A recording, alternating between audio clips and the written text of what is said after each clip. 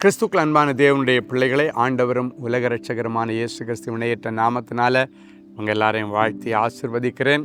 இந்த பிப்ரவரி மாதம் 27ஆம் தேதி மங்கள வார்த்தை நிகழ்ச்சி மூலமாக உங்களை நேரடியாக பார்க்குறது எனக்கு ரொம்ப சந்தோஷம். கர்த்தர் உங்களை ஆசிர்வதிப்பாராக. பிறந்த நாள் நினைவு கூறுகிற பிள்ளைங்க காலையிலே இன்றைக்கி எனக்கு சர்ச்சுக்கு கூட போக முடியலை, ஐயா மூலமாக ஒரு மங்கள வார்த்தை வரேன்னு புது ட்ரெஸ் எல்லாம் போட்டுட்டு ஜெபத்தோடு உட்காந்துருக்கிறீங்க. பெற்றோர்கள் பிறந்த நாளை நினைவு கூறுகிற குழந்தைகளை உட்கார வச்சுட்டு மங்கள வார்த்தை கேட்குறீங்க. சில கணவன் மனைவி இணைஞ்சி இன்றைக்கி நமக்கு திருமண நாள் இருக்குது, என்ன ஆண்டவர் மங்கள வார்த்தை கொடுத்து ப்ளஸ் பண்ண போகிறாருன்னு அவளோடு இருக்கிறீங்களா? கண்களை மூடி அப்படியே முழங்கால்களை தாழ்த்துங்கள். அன்பான ஆண்டவரே உமக்கு நன்றி. பிறந்த நாள் மற்றும் திருமண நாளை நினைவு கூறுகிற பிள்ளைகளுக்காய் உமக்கு நன்றி.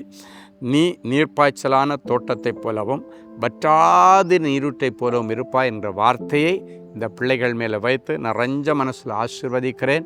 இந்த வருஷம் முழுவதும் இவருடைய சிரசிலிருந்து இது பலிக்கட்டும். ஆண்டவர் இவருடைய கரத்தை பிடித்து ஆச்சரியமாய் நடத்தும்.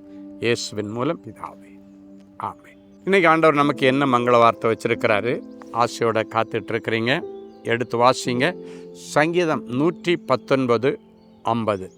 உம்முடைய வாக்கு என்னை உயிர்ப்பித்தது. உம்முடைய வாக்கு என்னை உயிர்ப்பித்தது. டெய்லி மங்கள வார்த்தையில் எதை கேட்குறீங்க? ஆண்டவருடைய வாக்கு தத்தங்களையும் ஆண்டவருடைய வாக்குறுதிகளையும் நீங்கள் கேட்குறீங்க.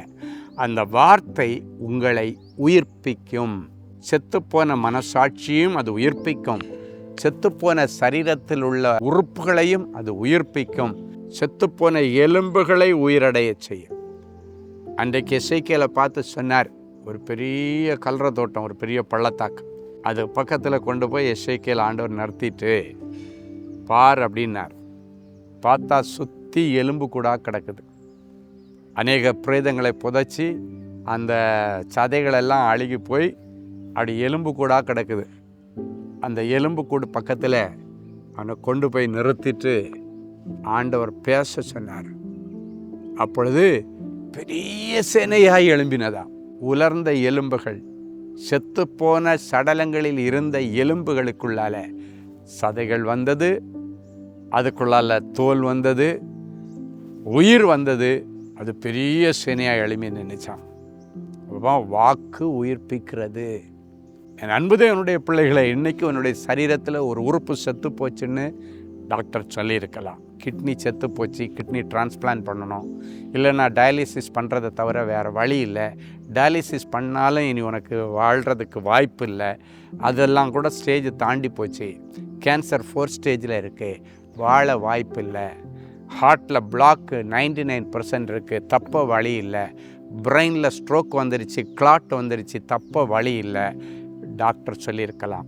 இப்போ கூட ஒன்றும் கெட்டு போகலை. இந்த மங்கள வார்த்தை மூலமாக ஆண்டவர் சொல்கிறாரு, என்னுடைய வாக்கு உன்னை உயிர்ப்பிக்கும். சங்கீதக்காரன் சொல்லுகிறான், நீர் என்னை நம்ப பண்ணின வாக்கு, நீர் என்னை நம்ப பண்ணின வார்த்தை. அப்படின்னா அந்த வார்த்தையில் உங்களுக்கு ஒரு நம்பிக்கை இருக்கணும். இந்த வார்த்தை என்னை உயிர்ப்பிக்கும். ஒரு முறை எவ்வளோ பேர் ஜெபிக்க வர்றாங்க, அவங்களுக்கெல்லாம் நான் கொடுக்குற அந்த மங்கள வார்த்தை பைபிள்லேருந்து எடுத்து கொடுக்கும். அந்த வார்த்தை தான் அவங்கள உயிர்ப்பிக்கிறதை நான் பார்க்கிறேன். ஒரு முறை அன்பரின் பாதத்தில் ஒரு நாள் கூட்டத்தில் ஒரு வயசான ஐயா கூட்டம் வந்தாங்க.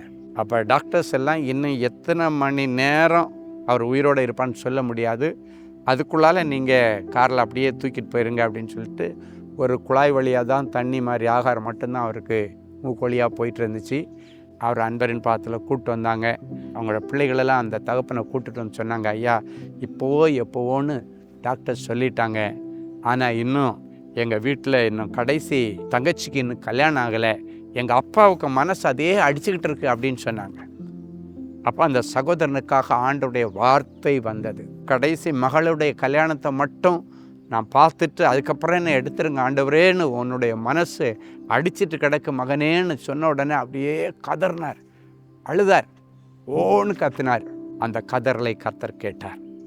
ஆண்டவர் சொன்னார், உன்னுடைய செத்துப்போன குடல்கள், அரித்து போன குடல்கள், கேன்சர் வியாதினால் அழுகி கிடக்கிற உன்னுடைய குடல்கள், சுற்றி இருக்கிற முதுகில் பரவின அந்த கேன்சர் கிருமிகள், லங்ஸில் தொற்றி கொண்ட கிருமிகள் அத்தனையின் மேலும் கர்த்தருடைய வாக்கு இதோ வருகிறது.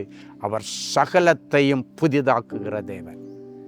எந்தெந்த உறுப்புகள் எல்லாம் உனக்கு பாதிக்கப்பட்டு இந்த கேன்சரில் அப்படியே கடித்து அதெல்லாம் அழுகி போயிடுச்சோ அந்த உறுப்புகளை நான் புதிதாய் மாற்றுவேன். ஆண்டவர் வார்த்தை மட்டும் சொன்னார்.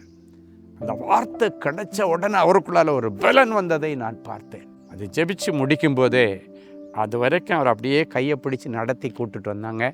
நான் ஜெபித்து முடிக்கும் பொழுது அவருக்குள்ளால ஒரு நிம்மதி பெருமூச்சு விட்டார். அவர் ஒரே வார்த்தை சொன்னார், அதான் நம்பிக்கை, நம்ப பண்ணின வார்த்தை. ஐயா, நான் விசுவாசிக்கிறேன், என்னுடைய மகளுடைய கடைசி மகளுடைய கல்யாணத்தை நான் உற்சாகமாக நின்று நடத்துவேன். ஆண்டவர் நடத்திதான்.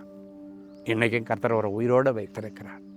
எதுக்கு இந்த காரியத்தை சொல்கிறேன்னா, அவருடைய வாக்கு நம்மை உயிர்ப்பிக்கிறார். டெய்லி அதுக்காக தான் இந்த மங்கள வார்த்தை. சில சாட்சிகளை கடந்த நாட்களில் கேட்டோம். நைட்டெல்லாம் தற்கொலை பண்ணணுன்னு நினச்சேன். காலையில் மங்கள வார்த்தையை கேட்டதுக்கு பிறகு எனக்கு வாழணுன்ற ஒரு நம்பிக்கை இருந்தது. அதுதான் வாக்கு உயிர்ப்பிக்கிறது. நமக்குள்ள செத்துப்போன விசுவாசத்தையும் அது உயிர்ப்பிக்கும். இன்றைக்கி உங்களுடைய வாழ்க்கையில் எதெல்லாம் செத்து போச்சோ அவைகளை உயிர்ப்பிக்கிற கர்த்தர் உங்கள் கூட இருந்து உங்களை ஆசீர்வதிப்பாராக. நமக்கு நாளை மறுநாள் அன்பரின் பாதத்தில் ஒரு நாள் கூட்டம். நான் எப்பவும் சொல்லுவேன், எவ்வளோ சாட்சிகள் அங்கே பார்த்தீங்கன்னா, நான் இப்போ சொன்ன சாட்சி மாதிரி எக்கச்சக்கமான சாட்சிகள் அன்பரின் பாதத்தில் நாங்கள் டெய்லி பார்த்துட்ருக்குறோம். அதே போல் மங்களவார்த்தை நிகழ்ச்சியிலேயே நிறைய சாட்சிகள் வந்து கொண்டிருக்கிறது. இன்றைக்கு ஆண்டவர் சொல்லுகிறார், உங்களுடைய அற்புதத்தினால் நீங்கள் தள்ளி போட வேண்டாம். நாளை மறுநாள் சனிக்கிழமை காலையில் 9:30 மணிலேருந்து மதியம் 2 மணி வரைக்கும் பிகேன் ஆடிட்டோரியத்தில் வச்சு நடக்குது. அந்த அட்ரஸோட ஸ்கேனு ரூட் எல்லாமே இப்பொழுது நீங்கள் ஸ்க்ரீனில் பார்க்கலாம். அதை நீங்கள் ஸ்கேன் பண்ணி வச்சுட்டு கரெக்டாக 9:30 மணிக்கு துதிக்கிற நேரத்தில் வந்து உட்காரணும். துதி நேரத்தில் நிறைய அற்புதங்கள் நடக்கும். ஸோ நீங்கள் கண்டிப்பாக செய்தி கேட்கல, கடைசி ஜெபத்துக்கல்ல, துதிக்கிற நேரத்தில் வந்து ஆண்டவரை துதிங்க. கர்த்தர் துதியின் நேரத்திலேயே உங்களுடைய மரணக்கட்டுகளை அவிழ்த்து, வாழ்க்கையில் இருக்கிற எல்லா கட்டுகளை அவிழ்த்து, முன்னேற முடியாதபடி காணப்படுகிற தடைகளை உடைச்சி, தரித்திரங்களை மாற்றி அடுத்த மாதம் உங்களை சாட்சியாக நடத்துவார். ஜெபிக்கலாமா? அன்பான ஆண்டவரே, உமக்கு நன்றி. இயேசுவின் நாமத்தினாலே என் பிள்ளைகளை நாங்கள் வாழ்த்தி ஆசீர்வதிக்கிறோம். கிருபையினாலும் இரக்கத்தினாலும் என் பிள்ளைகளை முடிசூட்டும். ஆண்டவரே, நீர் இன்றைக்கு சொன்ன உம்முடைய வசனத்தின்படி உம்முடைய வாக்கு என் பிள்ளைகளை உயிர்ப்பிக்கட்டும் சுவாமி. இவ்வளவு நேரமும் கேட்ட இந்த வார்த்தைகள் செத்துப்போன விசுவாசத்தை உயிர்ப்பிக்கட்டும், செத்துப்போன ஆவியை உயிர்ப்பிக்கட்டும் சுவாமி. பாவ வாழ்க்கையில் செத்து கிடக்கிறவருடைய ஆத்மாவை கர்த்தர் உயிர்ப்பிப்பீராக. ஆண்டவருடைய சரீரத்தில் செத்துப்போன உறுப்புகளை உயிரடைய பண்ணுவீராக. செத்துப்போன உறவுகள் மறுபடியும் உயிர்ப்பிக்கப்படுவதாக. ஆண்டவருடைய கரம் அற்புதம் செய்கிறதற்காய் உமக்கு நன்றி. இயேசுவின் மூலம் பிதாவே, ஆமென். அன்பு தேவனுடைய பிள்ளைகளே, இந்நிகழ்ச்சியின் மூலம் நீங்கள் பெற்றுக்கொண்ட ஆசீர்வாதங்களையும் உங்கள் ஜெப விண்ணப்பங்களையும் அனுப்ப வேண்டிய முகவரி: தேவனின் அன்பு ஊழியங்கள், Vinayak avenue, OMR road, Okkiyam, Thoraipakkam, Chennai 600097. மேலும் 24 மணி நேர ஜெப உதவிக்கு 044-24547-999 மற்றும் 9941150999 என்ற எண்களுக்கு தொடர்பு கொள்ளுங்கள்.